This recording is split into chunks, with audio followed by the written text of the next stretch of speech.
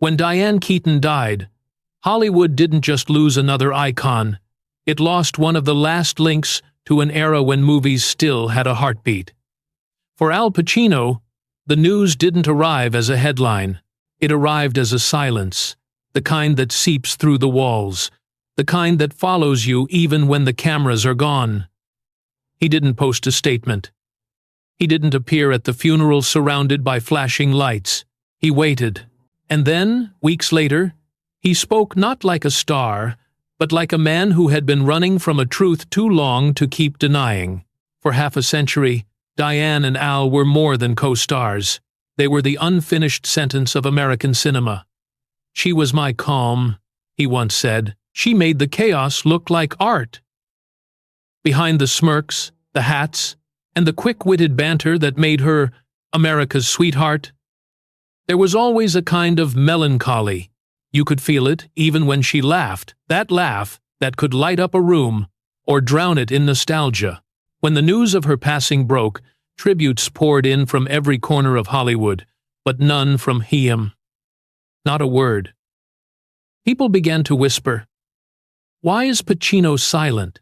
Was there something left unsaid between them?" The truth is, there was. And when he finally spoke, it wasn't a statement prepared by a publicist or a speech for the cameras. It was a confession, raw and trembling, like an old wound reopened. In a quiet interview, away from the noise of the world, he said, "I spent my whole life trying to become someone people would remember. She was the only one who made me forget about myself." It was the kind of sentence that freezes Time, the kind that tells you this wasn't just love, but a mirror to his own soul. To understand what he meant, you have to go back before the fame, before The Godfather, before Hollywood turned them into myth. Back to two actors who didn't know yet what destiny had in store. Because their story wasn't just about fame, it was about the cost of being seen, the price of chasing immortality while losing the only person who ever saw you as human. And now, as the world mourns Diane Keaton, the woman who danced through heartbreak, who wore her pain like style, Al Pacino is finally lifting the curtain. But what he's about to reveal isn't what fans expected. It's not a love story. It's a reckoning, a truth too human for Hollywood's golden lights. It began on a dimly lit set in New York City in the early 70s, a film that would redefine cinema and a chemistry that would redefine them. The Godfather wasn't just a movie, it was a collision of souls. Al Pacino was the quiet storm, intense, methodical, impossible to read. Diane Keaton was his opposite, spontaneous, luminous, unpredictable in the best possible way. Together, they created something no script could contain. In between takes, she would tease him. He would barely smile, just watching her from behind those dark eyes that already seemed to know too much. "You're too serious, Al," she'd whisper, laughing as she adjusted her hat. "Someone's got to be," he'd reply. But even then, she knew he wasn't cold, just haunted. Haunted by ambition, by perfection, by a fear of not being enough. They weren't lovers then, not yet. But every scene between Michael and Kay carried a quiet truth that wasn't acting. When she looked at him, the softness wasn't scripted. When he turned away, the distance wasn't rehearsed. The camera caught what neither of them dared to admit, that somewhere between action and cut, fiction had begun to bleed into reality. When the film ended, so did the excuse to see each other every day. Yet life, as it often does, found a way to write a sequel they never planned. A few years later, The Godfather Part 2 brought them together again, older, sharper, and already a little broken by fame. By then, Al was no longer the struggling stage actor from the Bronx. He was a name, a legend in the making.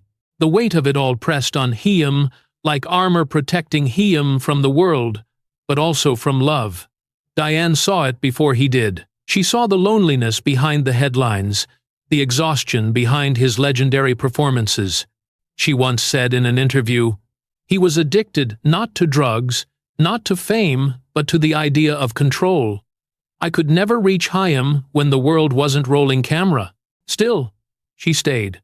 Because every woman who loved a man like Al Pacino knows that behind the storm is a fragile boy who just wants to be understood. And for a while, she did understand. They shared hotel rooms, dinners, silence, always silence. She would wait for him to speak, and he would wait for her to stop hoping. Their love was never official, but it was real. Too real for the world they lived in. Hollywood loves fairy tales, not contradictions. And their relationship was a contradiction, passion and restraint, laughter and fear, light and shadow. Friends who worked with them recall moments that now feel like omens. On set, he'd linger near her even after the director called cut. She'd brush his sleeve as she passed by, pretending it meant nothing. But everyone saw it, the electricity, the ache. Years later, Diane would say, "We were never really together, and yet, I don't think I ever really left him." It was a sentence that stayed with Pacino. He quoted it once, softly, as if confessing to he himself. "She never left me either." In a world where everything is for show, what they had remained private, sacred, and unfinished. It wasn't romance. It wasn't friendship. It was something quieter, more dangerous, a mirror they both feared to look into for too long. Now, as Time rewinds in his mind, Pacino remembers the girl in the hat who laughed too loud and believed too much, and he remembers the man he was too proud to love her, too lost to let her go. Because some stories don't need an ending. They just keep echoing scene after scene long after the credits roll. By the late 70s, their names had become legends. Diane Keaton, the quirky, brilliant muse who made vulnerability fashionable, and Al Pacino, the brooding genius who redefined masculinity in cinema. They were everywhere and nowhere together, orbiting each other like two planets caught in gravity's cruel design. Always close enough to feel the pull, never close enough to touch. After The Godfather Part 2, Hollywood crowned them royalty. But success, like fame, is a lonely crown. Al was buried in roles that demanded all of him: Serpico, Dog Day Afternoon, Scarface. He was no longer acting. He was burning alive for every part. Diane, meanwhile, stepped into her own light. Annie Hall made her an Oscar winner, the face of a new kind of woman. Imperfect, witty, real. Yet, behind every acceptance speech, there was a shadow. The one man she wanted to share her triumph with was always somewhere else, on another set, in another life, chasing ghosts that had no names. Friends say their relationship became a dance of timing, always out of sync. When she was ready to commit, he wasn't. When he came back, she had already built walls around her heart. He couldn't belong to anyone, she would later admit, not even to he himself. There were moments fleeting, fragile, when they tried to rewrite their story. Quiet dinners in New York. Phone calls that lasted until dawn. Shared laughter that sounded almost like forgiveness. But each teammate, life would interrupt. He was too consumed by work. She was too tired of waiting. Fame had given them everything the world could offer, except the one thing they had once found effortlessly in each other: peace. Pacino once said in a rare interview, "Love isn't what people think it is. It's timing.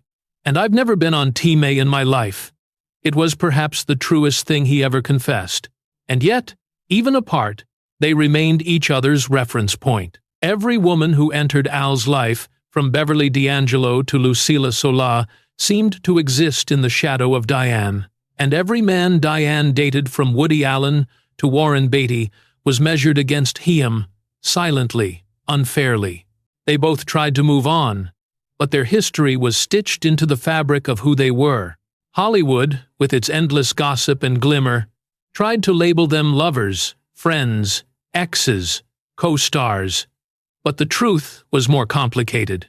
They were mirrors, reflecting each other's beauty and brokenness. When The Godfather Part 3 brought them back together in 1990, the years had already carved lines into their faces, but not into their connection. On screen, when Michael Corleone kissed Kay one last time, audiences saw acting. Pacino didn't. He later admitted, "It wasn't a scene. It was goodbye." After the cameras stopped rolling, Diane reportedly cried in her trailer for hours, not because of the script, but because she knew that the story they'd built across decades, across fame and failure, had finally ended where it began, with silence. That kiss, that fragile cinematic farewell, wasn't just the end of Michael and Kay. It was the end of Al and Diane. But endings in Hollywood are never clean. The heart doesn't understand closure. It only understands echoes. And for years after, that echo followed Chaim through awards, through women, through lonely hotel rooms, and late-night regrets. Because somewhere deep inside, Pacino knew the truth he would never dare to say aloud until the day she was gone. There are men who live their entire lives pretending that silence is strength. Al Pacino was one of them. To the world, he was immortal, the man with fire in his eyes and iron in his voice, the artist who devoured every role until nothing was left but truth.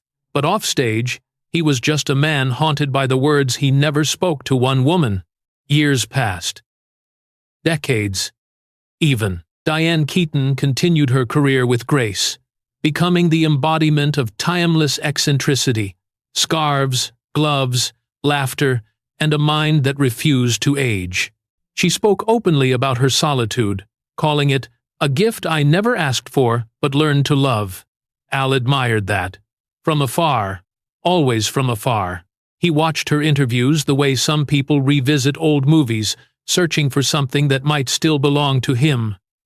When she spoke about him, it was always with affection, never bitterness. "Al was the love of my life," she once said, smiling faintly, but he never knew how to receive love. He only knew how to give it to the camera. It was a line that cut Chaim open, because she was right. He had spent his youth chasing the art that made him legendary, while quietly sacrificing the love that could have saved him. Fame demands blood, and he had given it willingly. But as he aged, and the applause grew softer, something else began to echo louder. Regret. Friends say Pacino would often fall silent in the middle of conversations, his thoughts drifting somewhere no one could follow. One of them once asked if he ever thought about calling Diane again. "Every day," he said. But what would I say? Sorry for being me? By the 2000s, both had entered the twilight of their careers. Diane wrote books, collected memories, and filled her home with photographs, thousands of them. Organized chaos, each one a memory frozen in laughter. Al, still restless, still chasing meaning, kept working, but every script, every scene, carried a ghost. Sometimes, when asked about The Godfather, he would smile and say, "That film gave me everything." Then, pause. And it took something too. Their last public appearance together was brief, a reunion event for the anniversary of The Godfather. She walked in first, radiant in her white suit. He followed, older now, with eyes that carried too many winters. When they embraced, the audience applauded. But in that moment, the applause didn't matter. It was the way he held her a second too long, like a man clinging to a memory that Time was already erasing. When journalists asked about their relationship, Diane laughed. "We're family," she said. And Al, standing beside her, nodded. But later that night, alone in his hotel room, he reportedly told a friend, "I should have married her.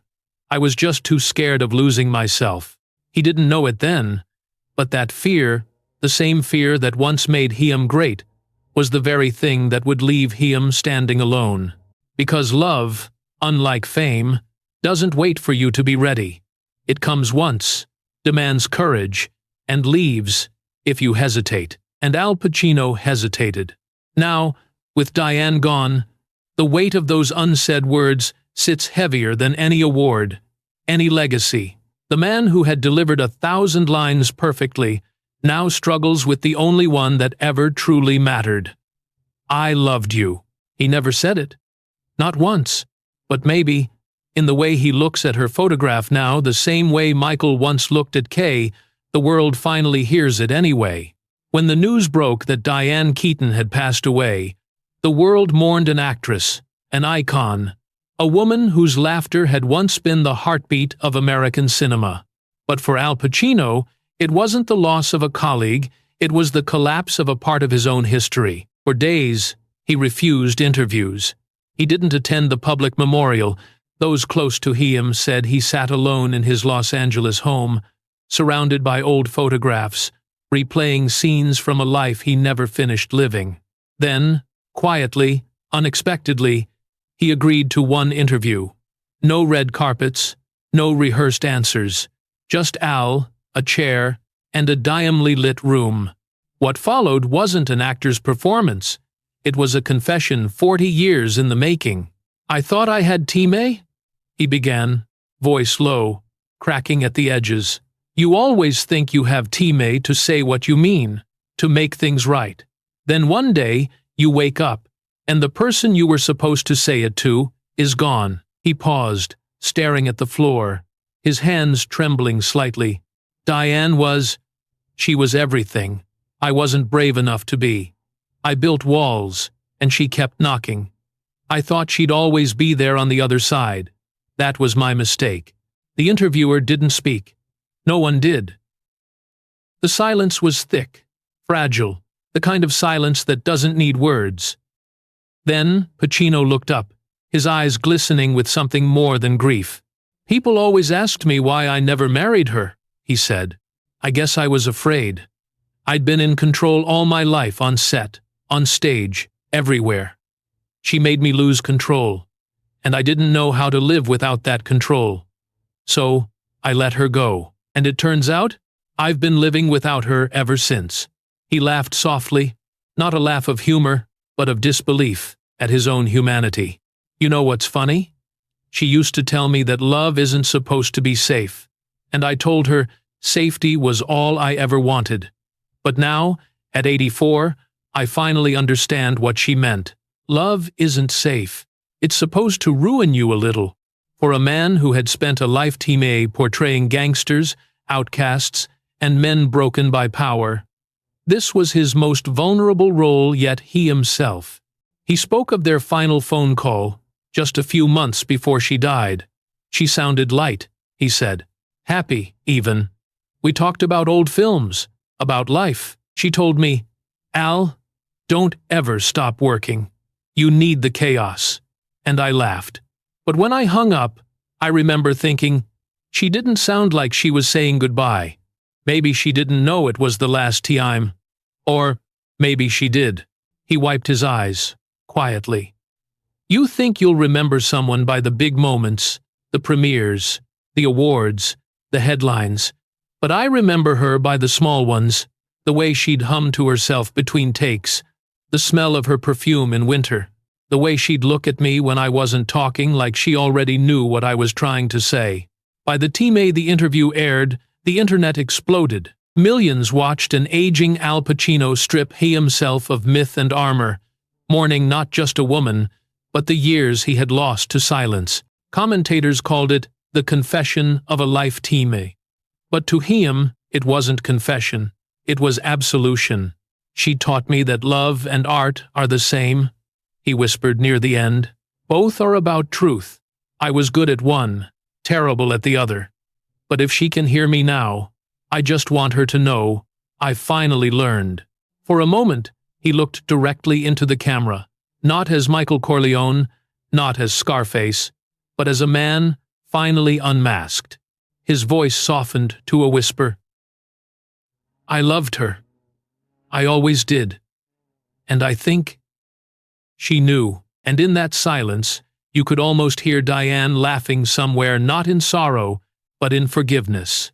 In the months following Diane Keaton's death, Al Pacino's world slowed to a strange, echoing quiet. The man who once thrived in chaos film sets, flashing lights, the roar of crowds now spent most days in stillness. The house in Beverly Hills, once filled with the sounds of visiting friends and children, had become a museum of memories. On the grand piano in the corner lay a single photograph. Diane, smiling, hat tilted, eyes alight with that mischievous spark that had undone him half a century earlier. She never really left. He told a friend once, "She's in the walls, the air, the silence." People who visited said he'd started walking differently, slower, softer, as if afraid to disturb something sacred. He didn't talk much about her, but her name lingered in everything. When asked if he planned to retire, he simply said, "I can't. She wouldn't want that." He began watching her movies again, Annie Hall, Something's Gotta Give, even the Godfather trilogy. Friends say he would sit through the credits, whispering her lines under his breath, eyes fixed on the screen, as if trying to step through it. Once, during a private screening of The Godfather Part 2, he broke down halfway through. When Kay turned her back on Michael, he whispered, "I wish she never did." Everywhere he looked, she appeared in the way the sunlight hit the curtains, in the scent of old film reels, in the sound of laughter from strangers on the street. Love doesn't end with death. It just changes form. For Al, Diane had become the ghost that refused to fade, not haunting him, but holding him. He started writing again, not scripts, not lines, just fragments of thoughts on scraps of paper.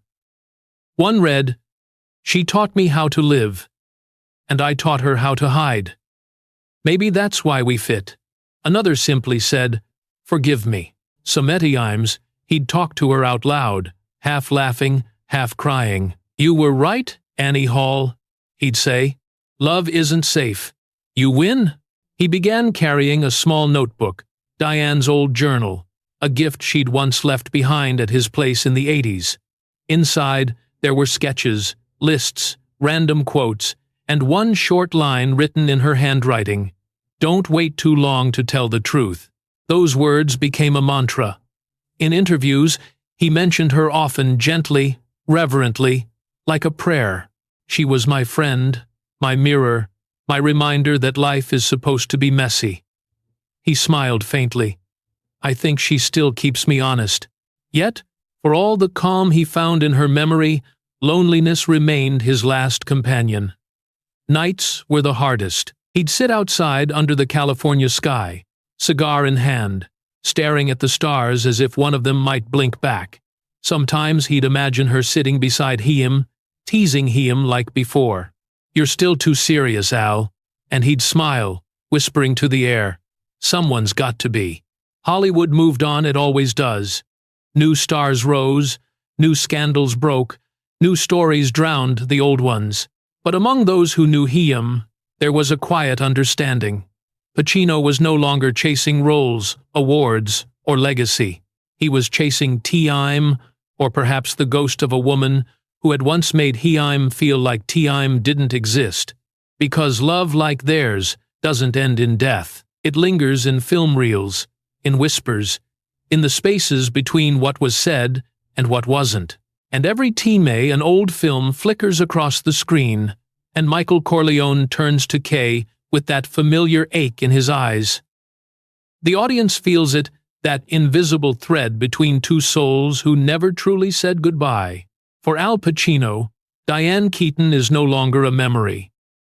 She is the silence that finally feels like home. In the end, all that remains of a life are the echoes we leave behind. For Al Pacino and Diane Keaton, those echoes are eternal, woven through film, memory, and the fragile humanity that made their art immortal. They never married, never grew old side by side, never had the ending Hollywood loves to write, but maybe that was the point. Their love was never meant to fade into normalcy. It was meant to stay unfinished. A story that keeps breathing long after the final curtain. After Diane's passing, tributes poured in from around the world. Actors, directors, writers, all spoke of her brilliance, her warmth, her courage to be unapologetically herself.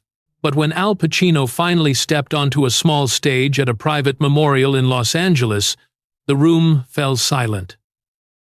There were no cameras, no reporters, only the quiet hum of those who had loved her.